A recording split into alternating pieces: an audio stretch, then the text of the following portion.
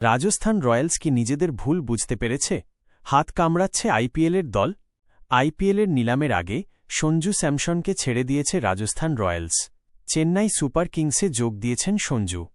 সেই সঞ্জুরই প্রশংসায় রাজস্থানের নতুন অধিনায়ক রিয়ান পরাগ। সঞ্জুকে বিরাট কোহলি ও রোহিত শর্মার ক্লাবে ঢুকিয়ে দিয়েছেন তিনি। আইপিএলের আগে জয়পুরে একটি সাংবাদিক বৈঠকে পরাগ বলেন, সঞ্জু ভাইয়ের বিষয়ে একটা কথাই বলতে পারি, ওর বিকল্প ক্রিকেটার পাওয়ার কথা আমি ভাবিইনি। খুব বেশি হলে আমরা এমন একজনকে পেতে পারি যে ওর মতো খানিকটা ব্যাট করে বা ওর মতো ওপেন করে। বিরাট কোহলি ও রোহিত শর্মার যেমন বিকল্প পাওয়া যায় না, তেমনি সঞ্জু ভাইয়েরও বিকল্প নেই। গত মরশুমেই শোনা গিয়েছিল রাজস্থানের কোচিং দল ও মালিকের সঙ্গে মতের মিল হচ্ছে না সঞ্জুর। শুরুর ৩ ম্যাচে ইম্প্যাক্ট প্লেয়ার হিসাবে খেলেছিলেন সঞ্জু। অধিনায়কত্ব করেছিলেন পরাগ। পরে মরশুমের শেষ দিকেও সঞ্জু বেঞ্চে বসেছিলেন। সেই সময়ও পরাগের হাতেই ছিল অধিনায়কত্ব।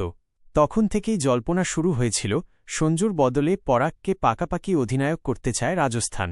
এবার সঞ্জু দল ছাড়ার পর সেটাই দেখা গিয়েছে। বিশ্বের সেরা টি20 লিগ নয় আইপিএল। রাজস্থানের হয়ে ১১ বছর খেলেছেন সঞ্জু। শেষ ৫ বছর তিনি অধিনায়ক ছিলেন।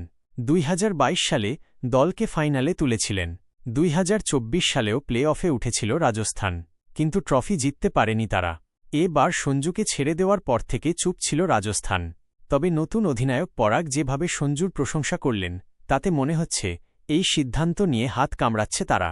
গতবার বেশ কয়েকটি ম্যাচ শেষ ওভারে গিয়ে হেরেছিল রাজস্থান। এবার আর সেই ঘটনার পুনরাবৃত্তি চান না পরাগ। সতর্ক তিনি। রাজস্থানের নতুন অধিনায়ক বলেন, এবার আমরা পরিকল্পনা করেছি খেলার শেষটা ভাল করতে হবে। গতবার তা করতে পারিনি। ৫-৬টা ম্যাচ শেষ ওভার এমনকি শেষ বলে হেরেছিলাম। যদি ওগুলো জিততে পারতাম তাহলে হয়তো প্লে অফ খেলতাম। ম্যাচের মধ্যে ৩-৪টে সিদ্ধান্ত তফাৎ গড়ে দেয়। এবার সেই সিদ্ধান্তগুলো ভাল নিতে চাই।